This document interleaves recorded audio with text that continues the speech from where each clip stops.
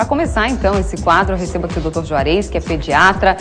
Também na função dele está amigo do Vermais, é isso, doutor? Também, né? Tudo bom, tudo bem. Boa tarde, seja bem-vindo. Obrigado. Olha, hoje nós temos dúvidas em geral. Nós resolvemos trazer as perguntas do pessoal de casa, já que tem muitas perguntas sobre temas variados. Sim. Então, esse é o momento da gente tirar as dúvidas. A primeira pergunta, gente, já vou falando para vocês, é a seguinte, da Juliana de Itajaí. Ela quer saber sobre uma prática da época dos avós, o popular chá de sabugueiro. Ela quer saber se ele pode ser usado no lugar da vacina contra a gripe A e em que outras situações pode ser usado também o chá de sabugueiro. Então, interessante.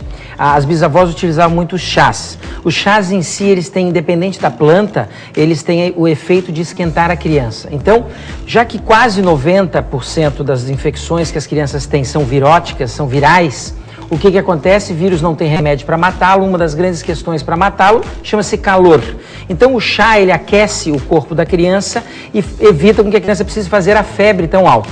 O chá de sabugueiro, na verdade, tem estudos mostrando que o efeito dele até no quadro gripal, da virose respiratória, é muito interessante. A própria flor ou a folha é mais difícil de encontrar, mas a flor, ela ajuda digamos assim, o aparelho respiratório. E o calor em si do chá ajuda a matar o vírus e não deixar ele replicar. Então, os chás, sim, são indicados. Claro que eles, teoricamente, não substituem a vacina da gripe, mas, em muitos casos, daquelas pessoas que não gostam de vacinar ou não querem, é um excelente produto para estar usando.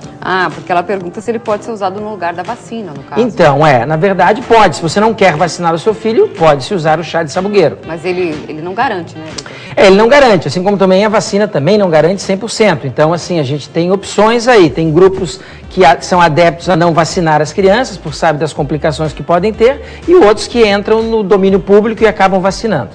Se, então, a pessoa optar pelo chá, qual que é a medida, né? Então, a medida, você tem medidas dependendo da idade e do tamanho da criança, mas, em média, você trabalha com 10 gramas para 100 ml da flor, onde você faz bem diluidinho. Chá, sempre é importante lembrar que qualquer tipo de chá para bebê tem que ser acima de 2 meses só, porque até lá, digamos que o intestino ainda não pode receber nada diferente do que o leite. E aí você pode estar trabalhando, dependendo do tamanho da criança, você trabalha com 10 ml dose, com 30 ml dose, 50 ml dose, vai depender do tamanho da criança. Os grandes já podem trabalhar com uma xícara de chá, 1 ou até 2 vezes ao dia durante o inverno, onde você se mantém aquecido e é difícil do vírus, quando entra em contato com a gente, se replicar.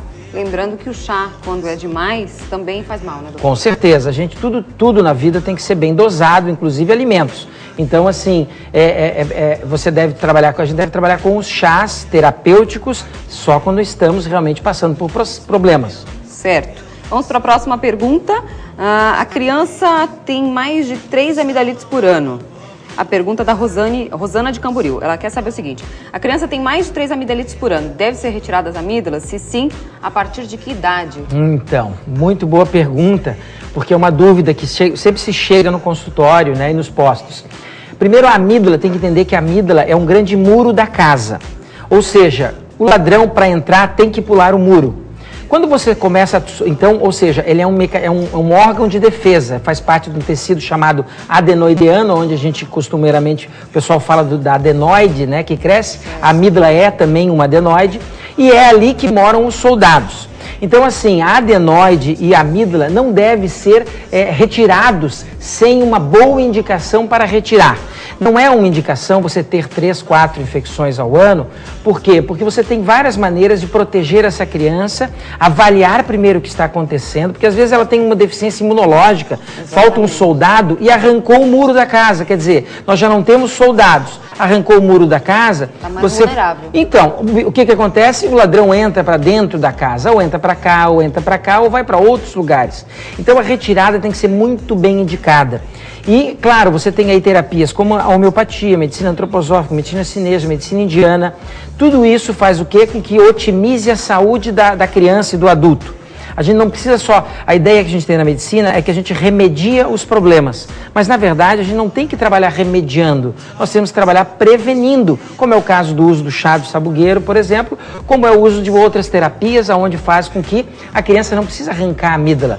Se ela está tendo as amidalites, é porque ela está sofrendo os ataques, não está conseguindo segurar o bicho, digamos, na replicação, mas ele para na amígdala. Que bom que para no lugar que a gente vê e consegue tratar. Tem algum perfil de criança que tem mais tendência para ter amidalite? Porque eu, por exemplo, quando era criança, tinha muito. E era muito sofrido. Então, tem crianças que realmente tem perfil. já vai direto para amidalite. Tem perfil. Então, tu vê, eu também, quando era criança, eu também tinha isso. Mas eu tinha as custas, sabe de quê? Que hoje eu, como pediatra, começo a olhar lá para trás e ver o tanto de remédio que eu tomei, como minha mãe me coloca, e na verdade eu tinha que ter tratado a causa que leva aquilo. Eu tinha um quadro de refluxo, eu tenho um quadro de refluxo gástrico. O que acontece? Essa acidez subindo direto no esôfago e entrando nas vias aéreas altas aqui, favorecia um habitat para quê? Para que eu tivesse as amidalites, para que eu tivesse rouquidão, laringite, as tosses frequentes. Então, o que nós temos que sempre trabalhar, e é isso que tem que ser visto, não tem que ser tratado, então fez 3 vezes uma amidalite. Você tem que chegar para o pediatra, para o médico e perguntar assim, o que está causando isso? Vamos pesquisar e não só remediar o processo. Então, sempre trabalhar em cima de causa e não de efeito. Até porque o remediar pode trazer uma outra consequência, que é, no caso, as crianças que tomam muito anti-inflamatório, então, o estômago acaba ficando bem frágil. O que acontece? Nós comentamos já várias vezes aqui que o ser humano, a criança principalmente, está morrendo pela boca. Por quê? Porque já no supermercado nós temos 180 prateleiras, precisava ter 4. O resto é para criar sabor, cor, cheiro e vender produtos. Então nós já estamos sendo drogados, digamos, ali. O que acontece? Tirando aquilo ali, nós começamos a tomar remédio em demasia, haja fígado, haja estômago, haja esôfago, haja rim, haja intestino, para aguentar tudo isso. Muito importante também uma lembrança. Tomou um antibiótico, isso é uma coisa mais... Hoje estamos se vendo, os médicos estão vendo, acordando, né, para coisas que os chineses já viam antes, que outras linhas já viam antes, que a flora intestinal é fundamental para se manter o sistema imunológico. Os chineses, os antigos já diziam que aqui é o segundo cérebro que nós temos, né, no intestino. Então, sempre que tomar alguma droga, algum medicamento, principalmente antibiótico, que aniquila com os bichos bons que a gente tem dentro da barriga, porque nós não temos só bichos ruins, nós temos bichos bons que ajudam na digestão. Sempre que se tomar um antibiótico, insista com o médico, com o pediatra. Que tipo de repositor de flora intestinal vamos usar? E usar um repositor da flora. Por quê? Porque essa saúde daqui previne a saúde do corpo todo. Isso hoje, já a medicina tradicional, a pediatria já está acordando, tanto é que os leites já estão com prebióticos, probióticos, que são elementos que ajudam nessa flora, digamos assim. Pode refletir que alguma coisa não está bem, né? Com certeza. Olha, a Cristina, de Balneário Camboriú, quer saber sobre a vacina para catapora. Se precisa reforço. E ela quer saber se é melhor pegar a catapora na infância do que na fase adulta, né? Porque ela, na verdade, tem essa dúvida, porque a gente também trouxe, inclusive, uma matéria aqui sobre as complicações da catapora na fase adulta. Isso. Então, a catapora faz parte de um grupo de doenças chamadas próprias da infância. Essas doenças próprias da infância, é muito importante entender assim, que dentro da medicina, tudo que é doença da medicina tradicional, tudo que é doença é visto como ruim. Mas, na verdade, se tu abre o leque para outros tipos de medicina ampliada, que a gente chama como medicina chinesa, antroposófica, a gente entende que o ser humano ele só aprende quando ele exercita. E o que acontece? Essas doenças próprias da infância, rubéola, sarampo, catapora, por exemplo, são doenças benignas que, se bem conduzidas, não vão ter complicações e faz com que o sistema imunológico treine, com que a criança seja outra depois que passa por aquilo. Então, o que acontece? Acontece que ela, na época da bisavó, vamos voltar aqui há 20 anos atrás, 15, quando um neto tinha uma catapora, a bisavó chamava os outros netos para brincarem juntos e pegarem a catapora. É a maneira melhor de você ter a imunidade contra a doença, além de exercitar de uma maneira melhor e correta o exercício da defesa. O que nós estamos pegando hoje? Um surto de catapora, né? Que você fez a matéria aí justamente pelo surto. E essa catapora está pegando, inclusive, muitas crianças e adultos vacinados. O que quer dizer que também não confere 100% e que, se a gente não tem uma doença dessa, com certeza vai desenvolver outra pior para treinar esses nossos soldados. É isso que tem que se abrir o olho. E aí, claro, que aqueles mais preocupados, e dentro da medicina tradicional, nós temos a vacina da catapora, que normalmente no primeiro aniversário é dado, e um reforço aos 4 anos é também oferecido. Até o SUS está estudando a maneira de colocar naquela tríplice viral que se faz na criança, a partir de 1 ano, à frente um pouquinho, a incluir a catapora, isso mais o ano que vem, né? E o que acontece para esse final desse ano para o ano que vem? E aí vai ter, teoricamente, mais uma proteção para essa doença. Mas a catapora, quando ela pega numa criança, e você, primeiro, isso é uma coisa muito importante, que a gente no consultório cansa de brigar, às vezes nos postos de saúde, nos plantões. Todo mundo, na hora que uma criança está doente, o vizinho da esquerda vira médico, o vizinho da direita vira médico, a tia vira médico, todo mundo vira médico. Fantástico querer ajudar, só que tem que saber como ajudar. E esse é o grande problema. Então você pega a criança, e eu costumo dizer para a mamãe, mamães, agora a criança está com catapora, o filho está com catapora, o vizinho da esquerda vai dizer passa maionese, o da esquerda vai dizer passa ketchup e por favor a senhora não passa nada na pele dela. Por que que não se passa pasta d'água, não se passa calêndula, nada disso? Por quê? Porque já está aberto as feridas na pele. Aberta a ferida na pele, aquele vírus abriu para entrar uma bactéria e fazer a complicação, que é a infecção, a septicemia, a infecção generalizada, é o que acontece se eu levo o bicho. Quando eu pego uma mão, por mais que eu lave uma pasta dessa, e eu esfrego, eu estou levando o bicho ali para dentro. Então o que eu tenho que fazer? Não passa nada, 2 banhos por dia com sabonetes antissépticos que matem o bicho. E aí o que tem que se fazer? Tem que se tomar um xarope pela boca para cortar a coceira, porque vai dar uma coceira na hora que estiver secando. Mas isso tudo o pediatra vai estar orientando, não é o vizinho da esquerda, nem o vizinho da direita. Por favor. Tá certo, a gente vai continuar a conversar e tirar as outras dúvidas que estão chegando, o pessoal tá ligando. Se você tiver alguma pergunta, liga pra gente, 3247-4740. Eu volto já, daqui a pouco a gente continua.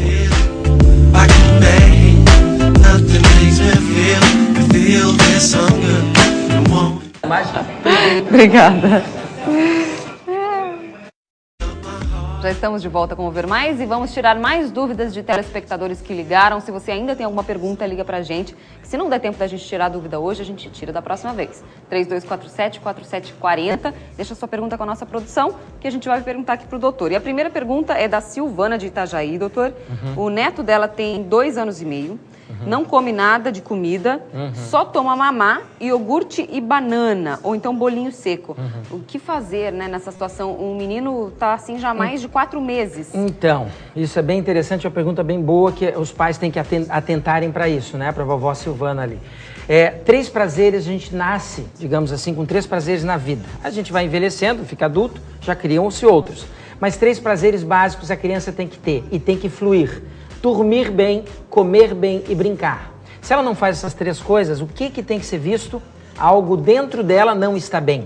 Ou seja, ela precisa de um médico que avalie justamente como está a digestão dessa criança. Geralmente ela vai ter algum processo, ou a nível de estômago, esôfago, fígado, pâncreas, intestino, que faz com que ela não coma. Por quê? Porque a criança só não come se lá de dentro vem um sinal dizendo eu não estou bem, eu não consigo digerir a comida, então eu não coma nessa hora. Então por isso é importante o quê? Estar acompanhando com o pediatra, porque se ela não come, não adianta dar vitamina. Eu tenho que saber por que não come. Mais uma vez, eu tenho que trabalhar sempre com causa e não remediando. A origem do problema, até porque ele tem só 2 aninhos. Né? Então, 2 aninhos. A gente sabe que até 3 aninhos, 4 aninhos, é o momento mais importante da vida da criança e do adulto lá na frente, né? Vai refletir no adulto. Agora, aproveitando essa pergunta aí, eu já quero fazer a seguinte pergunta. 2 aninhos também, Ivone de Navegantes, o bebê dela, o filho de 2 anos, mama até agora no peito. E tá sempre doentinho, ela quer saber como fazer para tirar do peito. E se o fato dele mamar no peito não deveria fazer ele estar imune. Isso. Né? Então, na verdade, o melhor alimento para o ser humano é leite materno, né? Depois entra o ovo, entra outras questões aí que hoje nós estamos vendo que são bons. Mas o leite humano é o melhor, não o leite da vaca, não da caixinha. É o leite humano. Aquela história, né? O leite da vaca é para bezerros. Leite da vaca é para bezerro, isso é importante. Então, assim, teoricamente é para ela... É Rosane? Teoricamente é para ela estar... Ivone. É para ela estar com uma defesa boa com esse leite. Só que, justamente, se ela vive doente, tem que ir atrás da causa do viver doente. E eu vou dizer, até 2 anos a gente chama-se lactente, ou seja, até 2 anos é ideal a gente mamar. Então não é problema, não tem que desmamar essa criança. A partir de 2 anos, se ela não está comendo bem e se ela só está colando no seio da mãe, aí sim pode-se pensar em haver um desmame. Mas teoricamente a criança vai mamando até 2 anos e junto vai acrescentando outros alimentos. E vai tendo coisas que no leite depois de 2 anos... Teoricamente, nós não precisamos mais de leite, nem o da mamãe e nem da vaca, principalmente, isso é muito importante. Hoje faz parte da cultura nossa tomar leite em tudo, da vaca. Então, não é para ela adoecer. O que ela tem que fazer? Pesquisar com o pediatra, algo está acontecendo. Certo, vamos ver aqui.